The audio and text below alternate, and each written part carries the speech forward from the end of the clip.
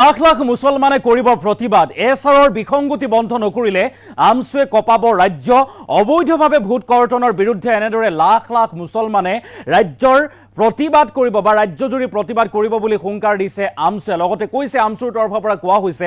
এছাৰৰ জৰিয়তে বিজেপিয়ে সংখ্যালঘু মুছলমানৰ ভোট কৰ্তনৰ অভিসন্ধি ৰচনা কৰিছে ষড়যন্ত্ৰ কৰিছে ২৬ৰ নিৰ্বাচনত বিজেপিয়ে পৰাজয় বৰণ কৰিব বুলি ভয় খাইছে আৰু সেই উদ্দেশ্যেৰে এনেদৰে ভোট কৰ্তনত লাগি গৈছে যিসকল ভোটাৰে বিজেপিক ভোট নিদিব বুলি ভাবিছে তেখেতসকলৰ ভোট কৰ্তন কৰাত নামি পৰিছে এতিয়া বিজেপি আৰু ইয়াৰ বিৰুদ্ধে এতিয়া মাত মাতিব লাগিব বা নিৰ্বাচনী আয়োগে হস্তক্ষেপ কৰিব লাগিব আৰু তাৰ বাবে এনেদৰে এতিয়া আমছুৱে কৈছে যে আমি এই যে এছাৰৰ যি বিসংগতি বন্ধ যদি নকৰে তেনেহলে আমি সাব্যস্ত কৰিম প্ৰতিবাদ এটা ডাঙৰ খবৰ আমি এইমতে লৈ আহিছো এছাৰৰ বিসংগতিক লৈ এবাৰ ৰাজপথ কপাবলৈ সাজু হৈছে আমছু পৰাজয়ৰ ভয়ত বিজেপিয়ে কৰ্তন কৰিছে ভোট বিজেপিয়ে ভোট কৰ্তন কৰিছে পৰাজয়ৰ ভয়ত অবৈধভাৱে ভোট কৰ্তনৰ বিৰুদ্ধে এবাৰ লাখ লাখ মুছলমানে কৰিব প্ৰতিবাদ আৰু নিৰ্বাচন আয়োগে ব্যৱস্থা গ্ৰহণ নকৰিলে ৰাজপথত আন্দোলনৰ হুংকাৰ দিছে আমছুৰ নেতৃত্বই আৰু ভোটাৰ তালিকাৰ পৰা নাম কৰ্তনৰ বাবে দাখিল কৰা ভুৱা আপত্তিক লৈ গৰ্জন এনেদৰে আমছুৰ নেতাই কৈছে যে বিজেপিয়ে ভোট নাপাব বুলি ভয়ত ভোট কৰ্তনত উঠি পৰি লাগিছে বিজেপিয়ে ভোট নাপাব বুলি ভয় কৰিছে আৰু সেইবাবে ভোট কৰ্তনত উঠি পৰি লাগিছে বকু সমজিলা কাৰ্যালয়ত বিজেপি নেতাই ভোট চুৰি কৰাটো লজ্জাজনক কথা বা ঘটনা আৰু এছাৰত বিসংগতি কৰি গণতন্ত্ৰক কবৰ দিয়া হৈছে বুলি আমছুৰ নেতাই কৈছে আৰু অসমত চলি থকা এছাৰ প্ৰক্ৰিয়াত আদালতে হস্তক্ষেপ কৰক এছাৰ প্ৰক্ৰিয়াত যি বিসংগতি হৈছে আৰু এই সন্দৰ্ভত আমছুৰ মুখ্য উপদেষ্টা আইনুদ্দিন আহমেদ কেন্দ্ৰীয় উপসভাপতি আব্দুৰ ৰহমান বিশ্বাসে প্ৰতিক্ৰিয়া আগবঢ়াইছে মন্তব্য শুনাম কিন্তু তাৰ পূৰ্বে পুনৰবাৰ উল্লেখ কৰিছোঁ এছাৰৰ যি বিসংগতি সেই বিসংগতিক লৈ এবাৰ আমছুৱে ৰাজ্য কপাবলৈ সাজু হৈছে সাব্যস্ত কৰিবৰ প্ৰতিবাদ সেই কথা স্পষ্টকৈ উল্লেখ কৰিছে অবৈধভাৱে যি ভোট কৰ্তন আৰম্ভ কৰা হৈছে আৰু এই ভোট কৰ্তনৰ বিৰুদ্ধে মাত মাতিব মুছলমানে আৰু নিৰ্বাচন আয়োগে ব্যৱস্থা গ্ৰহণ কৰক এই সন্দৰ্ভত হস্তক্ষেপ দিয়ক দেশৰ নিৰ্বাচন আয়োগে এই দাবীও কৰিছে এতিয়া আমছুৰ নেতৃত্বই ভোটাৰ তালিকাৰ পৰা নাম কৰ্তনৰ বাবে দাখিল কৰা ভুৱা আপত্তিক লৈ এনেদৰে গৰ্জন আমছুৰ আৰু তাৰ পাছতে কৈছে যে বিজেপিয়ে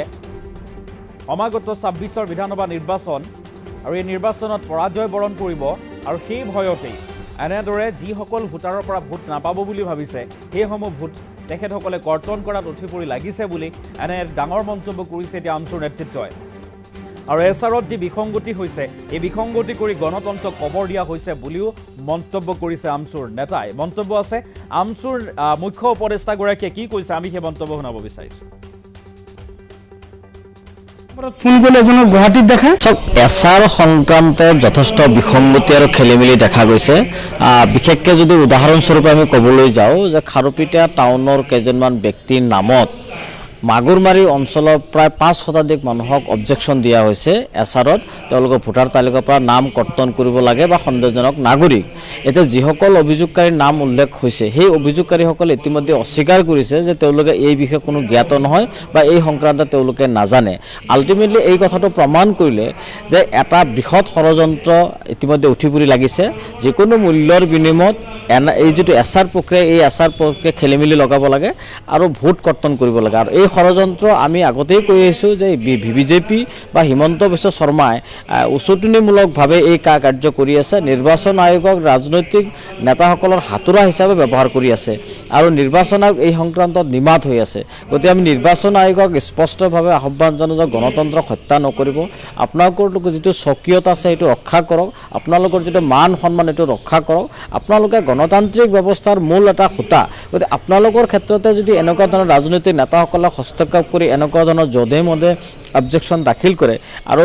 ভুৱা অবজেকশ্যন এইসকলৰ ক্ষেত্ৰত নিৰ্বাচন আয়োগে ব্যৱস্থা গ্ৰহণ কৰিব লাগিছিলে কিন্তু আমি এতিয়ালৈকে দৃষ্টিগোচৰ হোৱা নাই নিৰ্বাচন আয়োগে ব্যৱস্থা গ্ৰহণ কৰা গতিকে আমি আশাবাদী আপোনালোকৰ জৰিয়তে দাবী উত্থাপন কৰিছোঁ নিৰ্বাচন আয়োগে এইসকল ভুৱা অভিযোগকাৰীসকলৰ ক্ষেত্ৰত কঠোৰ ব্যৱস্থা গ্ৰহণ কৰক আৰু একেলগে বিজেপি দল আৰু চৰকাৰক আহ্বান জনাইছোঁ আপোনালোকৰ ইমান ভয় কিয় আপোনালোকে সুস্থ গণতন্ত্ৰ প্ৰতিষ্ঠাৰ স্বাৰ্থত সুস্থ নিৰ্বাচনৰ পোষকতা কৰক প্ৰতিজন নাগৰিকে বৈধভাৱে ভাৰতীয় নাগৰিকে যাতে ভোটাৰ তালিকাৰ পৰা নাম কৰ্তন হয় এই ব্যৱস্থাৰ ক্ষেত্ৰত সহযোগ কৰক। কিন্তু আপোনালোকে ভোট কৰ্তনৰ ক্ষেত্ৰত উঠি পৰি লাগিছে, তাৰমানে কি আপোনালোকৰ ভয় হৈছে যে আপোনালোকক অহা নিৰ্বাচনত ভোট নিদিব। গতিকে এই কথাবিলাক আমি আলোকপাত কৰিছোঁ আৰু আজি আপোনালোকৰ জৰিয়তে মুখ্যমন্ত্ৰী ডাঙৰীয়াক স্পষ্টভাৱে কৈছোঁ যে বকো ছয়গাঁও যি ঘটনা সংঘটিত হ'ল, যে সমজিলা কাৰ্যালয়ৰ ভিতৰত বিজেপিৰ কৰ্মী গৈ যি ভোট কৰ্তনৰ পৰা যি অবজেকশ্যনৰ যি প্ৰক্ৰিয়াৰ ক্ষেত্ৰত হস্তক্ষেপ কৰিলে, এয়া চৰম লজ্জাজনক কথা, ঘৃণনীয় কথা। আপোনালোকে ব্যৱস্থা গ্ৰহণ কৰক আৰু আইনৰ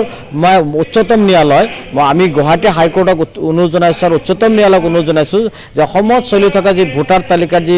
খচৰাৰ যি বা এছআৰ প্ৰক্ৰিয়া যি চলি আছে, এই ক্ষেত্ৰত আপোনালোকে হস্তক্ষেপ কৰে। ইয়াত যথেষ্ট বিসংগতি হৈছে, একপক্ষীয়ভাৱে হৈছে। ইয়াত গণতন্ত্ৰ নাই, গণতন্ত্ৰৰ নামত কবৰ দিয়া হৈ আছে। গতিকে এই কথাবিলাক সুনিশ্চিত ব্যৱস্থা নিৰ্বাচন আয়োগে কৰিব লাগিব, অন্যথা আমি আমচুৱে ৰাজ্যজুৰি গণ আন্দোলন গঢ়ি তোলাৰ বিকল্প কোনো ৰাস্তা নাথাকিব। আমি ৰাস্তাৰ আন্দোলনো কৰিম, আইনৰ আন্দোলনো কৰিম, ৰাজপথৰ আন্দোলন কৰিম। এছাৰ আৰম্ভ হোৱাৰ পিছৰ পৰাই নিৰ্বাচন আয়োগে বিশেষকৈ বিজেপি চৰকাৰৰ এজেণ্ট হিচাপে কাম কৰিছে। এই অভিযোগখিনি আমি ইতিমধ্যেই ভাৰতবৰ্ষৰ মুখ্য নিৰ্বাচন আয়ুক্তলৈ আমি স্মাৰক পত্ৰযোগে আমি জনাইছোঁ, অসমৰ মুখ্য নিৰ্বাচন আয়োগলৈ আমি জনাইছোঁ আৰু আমি ইতিমধ্যে ৩-৪ লাইনী আন্দোলন ঘোষণা কৰি আন্দোলন কাৰ্যসূচী ৰূপায়ণ কৰিছোঁ। আৰু অসমৰ মুখ্যমন্ত্ৰী প্ৰকাশ হৈ কৈছে যে এটা বিশেষকৈ ধৰ্মীয় সংখ্যালঘু মুছলমান মানুহখিনিক তেওঁ নাম কৰ্তন কৰিব আৰু তাৰ নজিৰ আপোনালোকে দেখা পাই আছে। আৰু মাগুৰমাৰী, অকল মাগুৰমাৰী নহয়, উন্দুলাজাৰ আৰু আপোনাৰ যিটো উন্দুলাজাৰতো আমি সিদিনাখন গৈছিলোঁ, যে উন্দুলাজাৰৰ যিজন মানুহে কমপ্লেইন কৰিছে সেই মানুহজন তেওঁৰ যিটো ফোন নম্বৰ, এই ফোন নম্বৰত ফোন কৰিলে এজনৰ গুৱাহাটীত দেখায় আৰু এজনৰ আপোনাৰ বিহাৰত দেখায়। আৰু ইয়াৰ পৰা আমাৰ যিটো মাগুৰমাৰী ফালৰ পৰা দেখা গৈছে যে আমাৰ বিজেপি কিছুমান কৰ্মীয়ে অভিযোগ দাখিল কৰা দেখা গৈছে। গতিকে আমি এই কাৰ্যটোক আমি ধিক্কাৰ জনাইছোঁ আৰু আমি বিশেষকৈ নিৰ্বাচনী বিষয়া বা BLOসকলক আমি আহ্বান জনাইছোঁ যে আপোনালোকে প্ৰকৃত ভোটাৰক যিসকল আছে তেওঁলোকৰ নাম কোনো পদ্ধতি যাতে কৰ্তন নহয়, এই ব্যৱস্থাটো কৰিব লাগে। কাৰণ অসমত অকল SR হৈ আছে, গোটেই ভাৰতবৰ্ষত কিন্তু SIR হৈছে, স্পেচিয়েল ইণ্টেনচিভ ৰিভিজন, আৰু অসমত হৈছে স্পেচিয়েল ৰিভিজন। স্পেচিয়েল ৰিভিজনৰ উদ্দেশ্যটোও আছে যে যিসকল মানুহৰ নাম ইতিমধ্যেই যিসকল মানুহ মৃত্যুবৰণ কৰিছে, এই মৃত্যু হোৱা মানুহখিনিৰ নাম কৰ্তন কৰিব লাগে। যিসকল মানুহৰ বয়স, যিসকল প্ৰাপ্তবয়স্ক হৈছে, 18 বছৰ হৈছে, তেওঁলোকৰ নাম নতুন ভোটাৰ তালিকাত অন্তৰ্ভুক্ত হ'ব লাগে। আৰু যিসকল অকল খেলি মেলি আছে, হয়তো নামৰ অলপ শুধৰণি কৰিবলগীয়া আছে, এই চিম্পুল এই 3-4টা কাম কৰাৰ উদ্দেশ্যে SIR প্ৰক্ৰিয়াটো আৰম্ভ কৰিছিল। কিন্তু বিজেপিয়ে অহা 26ৰ নিৰ্বাচনৰ বৈতৰণি পাৰ কৰাৰ উদ্দেশ্যেৰে তেওঁলোকে কি কৰি আছে যে য'ত নেকি বিশেষকৈ যিখিনি সমষ্টিত সংখ্যালঘু মানুহখিনিয়ে নিৰ্ণায়ক ভূমিকা গ্ৰহণ কৰিব, সেই সমষ্টিখিনিৰ পৰা তেওঁলোকে 10-15 হাজাৰকৈ মানুহৰ ভোটাৰৰ নাম কৰ্তন কৰা এটা প্ৰক্ৰিয়া আৰম্ভ কৰিছে। আৰু এই কামখিনি অকল বিজেপিয়ে কৰি আছে আৰু বিজেপিৰ এজেণ্ট হিচাপে নিৰ্বাচন আয়োগ বা BLO বা আপোনাৰ নিৰ্বাচনী বিষয়াসকল কৰি আছে। গতিকে ভাৰতবৰ্ষ এখন গণতান্ত্ৰিক ৰাষ্ট্ৰ, যে ভোটাধিকাৰটো হ'ল এটা